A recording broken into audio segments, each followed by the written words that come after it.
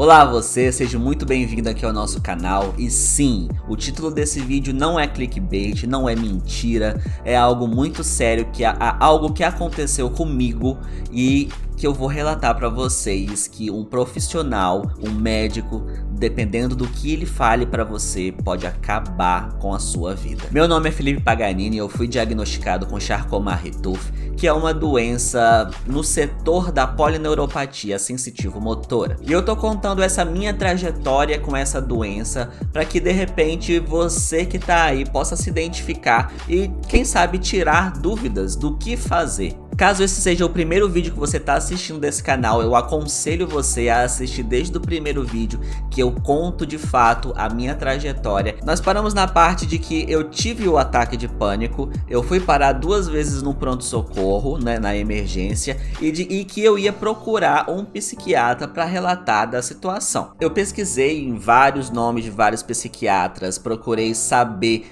um bom psiquiatra para poder me consultar e... psiquiatra hoje em dia, ele não tem, vamos dizer, ele não tem vaga mais pra nada. Mas com muita insistência eu consegui uma vaga nesse psiquiatra que eu queria ir. Passaram alguns dias e eu fui me consultar com esse psiquiatra. Contei toda essa história que eu já contei pra vocês até nesse momento. Eu ainda não sabia da questão da polineuropatia, da Charcot-Marie-Tooth. Eu ainda não sabia, não tinha ideia ainda que eu tinha isso. E a conversa que eu tive com o psiquiatra era que eu tava muito estressado, né, na escola. Ele me perguntou e tal o que eu fazia e comentei da síndrome de pânico, contei tudo pra ele. E depois da consulta ficou certo então que o formigamento na minha perna e nos meus pés se dava a um estresse muito agudo que eu tava tendo no meu trabalho. Porque segundo o meu psiquiatra, muito estresse causa a ansiedade e a ansiedade, dependendo do nível dela, pode causar formigamentos e dormências nos pés. Pra você ver que não é nada fácil você ser diagnosticado com alguma coisa, porque não era só aquilo, não era só estresse, não era só problemas no meu trabalho, era a polineuropatia, mas eu não sabia ainda. Eu tinha comentado da dormência nos meus pés com ele, talvez ele deveria ter pedido aquele exame que eu fiz mais pra frente, que era a eletroneuromiografia, mas ele não solicitou,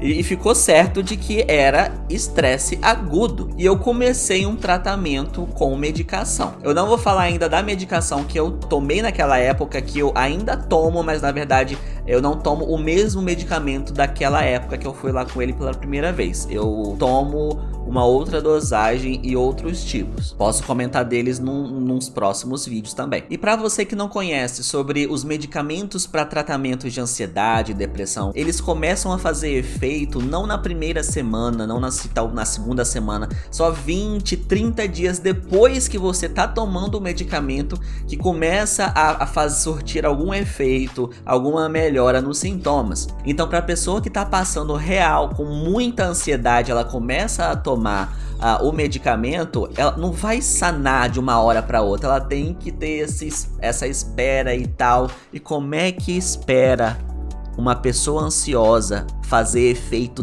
30 dias, 20 dias é uma espera longa, muito longa. Pois bem, eu vou avançar uns 2 meses aí, porque nesses 2 meses eu tomei o medicamento, tava ocorrendo tudo bem, a dormência continuou. Só que eu não sei, o medicamento parece que fez alguma coisa na minha cabeça que eu não vou explicar detalhadamente como que funciona o medicamento, porque eu não sou médico, eu tô contando apenas a minha experiência com a medicação. Mais pra frente, em próximos vídeos, eu posso trazer o meu psiquiatra aqui, eu vou conversar com ele pra ele explicar detalhadamente em pontos científicos de como a medicação age no cérebro e tudo mais. Mas agora é uma experiência minha. A medicação até então, naquela época, sim, melhorou os meus sintomas de ansiedade, os meus sintomas de estresse agudo. Naquela época eu estava de férias já da escola, era dezembro, janeiro mais ou menos do ano passado, agora, no início do ano. Então passado esses 2 meses,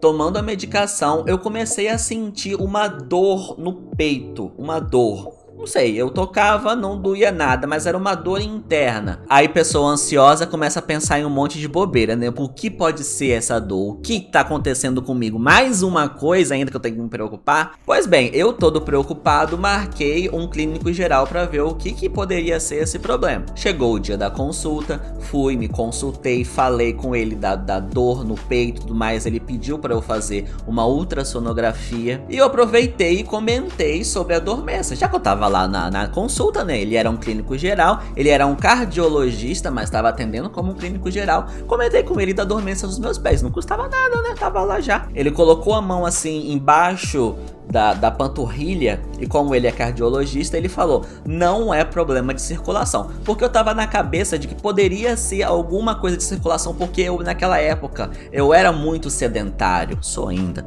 mas naquela época eu era mais sedentário ainda, não praticava exercício físico nenhum, então poderia ser talvez falta de se movimentar, dormência eu quero dizer, poderia ser uma má circulação do sangue, mas segundo o cardiologista ele falou, não é, e então descartou essa hipótese. Foi então que esse médico me pediu que eu fizesse uma eletroneuromiografia, que é aquele exame dos choques. Beleza, nesse meio tempo eu voltei no meu psiquiatra, comentei da dor, né? Eu fiz o exame lá, a ultra, deu em nada, não tem nada. Eu voltei com o meu psiquiatra, comentei da dor e ele falou que é o efeito colateral de um medicamento que eu tava tomando. Ele tirou esse medicamento e a dor passou. Olha só que tristeza. Bem, menos mal que passou, né? Pois muito que bem, chegou o dia da tal da eletroneuromiografia, dos choques no pé. Fui no médico, conversei com ele. Aliás, conversei não, porque aquele médico era tão seco.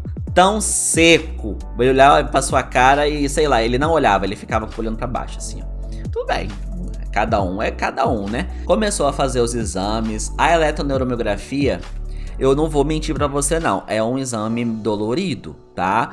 Pode ser que uma pessoa não vá sentir tanta dor, pode ser que sinta dor, pode ser. Mas são choques, são impulsos elétricos que ele vai fazer nos seus pés e na região dos braços também, onde você tem nervos em todo canto. Enquanto ele tava fazendo o exame, eu tava falando com ele, conversando, falando de toda essa trajetória. Eu comentei tudo com ele da trajetória e ele, tipo, ele não tava nem aí, ele só queria fazer o exame. Tá, fez o exame, saiu o resultado, ele não falou o que era, porque aquilo não era uma consulta, era um exame, ok, até aí tudo bem. Aí eu comentei com ele, doutor, eu preciso levar esse exame para aquele médico que solicitou, o que o senhor me aconselha a fazer? Ele falou assim, olha, você pode voltar com esse médico que te encaminhou esse exame, mas ele vai te encaminhar para um especialista, que é um neurologista, que vai saber te explicar exatamente o que está escrito aqui no exame. Aí eu falei, ótimo, então eu posso me consultar com o senhor, que ele era um neurologista, né, fazendo esse exame.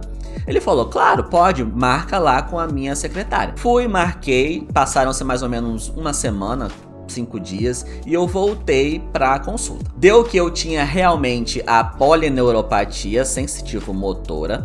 Antes disso, antes de eu ir nessa consulta, mais ou menos uns 2 dias antes, começou o formigamento subir dos meus pés pra minha canela. E eu não tava tanto preocupado com isso. Por que eu não tava tão preocupado? Porque na minha cabeça já tava assim esquematizado tudo. Tipo, eu fiz esse exame, eu vou nesse neurologista e ele vai me dar um tratamento. Porque eu já sabia que eu tinha polineuropatia porque tava escrito no exame. Quando você pega um exame, você quer já saber. Você pesquisa no Google, pesquisa em tudo. Eu já tava na minha cabeça, já tinha decorado o que era polineuropatia. Eu já tinha pesquisado em todo o site que você imaginar. Antes dessa consulta, porque eu já tava com o exame na minha mão. Então já tinha na minha cabeça de certeza que quando eu fosse me consultar, esse médico ia me dar uma cura para essa doença. Porque até então eu não sabia que essa doença não tinha cura. Agora sim, fui nesse médico, que eu não vou citar o nome, tá? Claro, até poderia citar o nome, mas não vou citar o nome.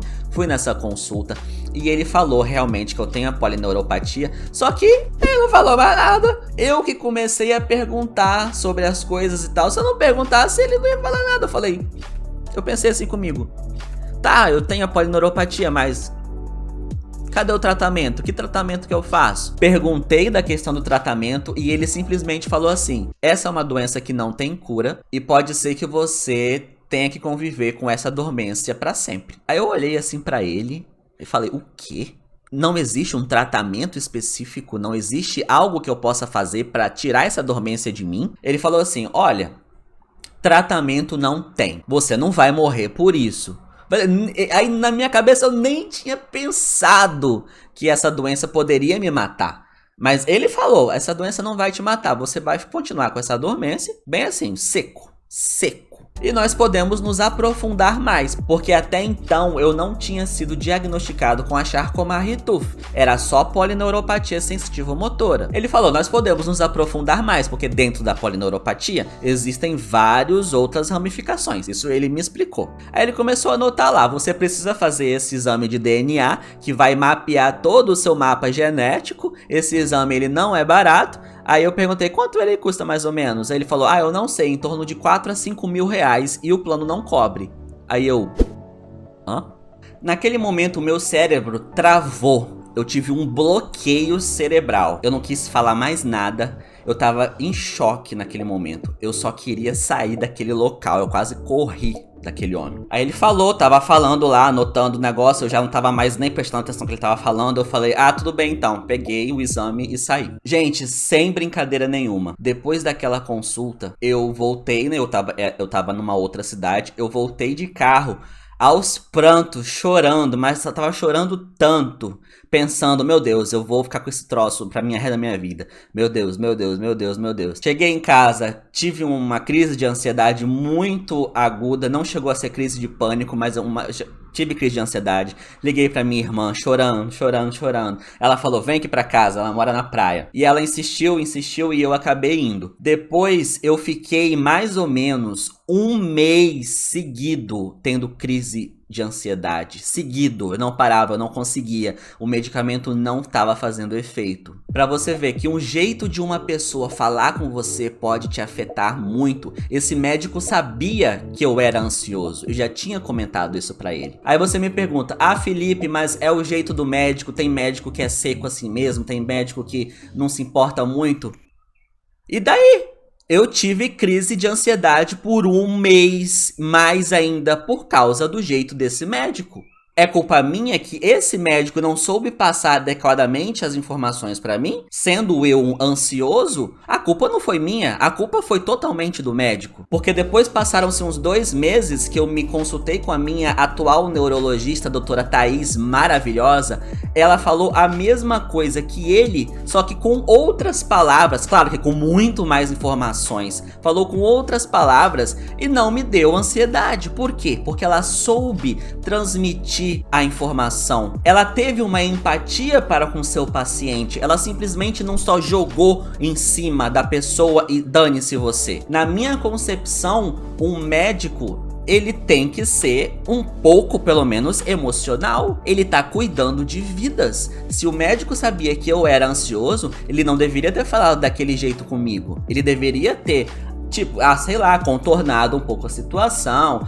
Não tem cura, mas existe um tratamento que pode amenizar isso. Isso ele não me falou. Isso a doutora Thaís que me falou depois. Então, se você já foi num médico desses que falou coisas que você achou absurdo, procure uma segunda opção. Procure uma terceira opção. Não fique somente em um médico, em um especialista. Porque se eu tivesse ficado somente nesse médico que acabou comigo naquela época, eu não sei como estaria o meu psicológico hoje. Porque eu posso dizer que aquele médico me destruiu por um mês e pouco. Bom, essa história ela não acabou ainda, tá? Ela tem ainda um período longo. Nós estamos mais ou menos nesse período, nós estamos mais ou menos em fevereiro, tá? Até chegar nesse período que é agosto, tem um tempo ainda. Então eu espero que vocês tenham gostado. Essa é a minha opinião sobre o que eu vivi.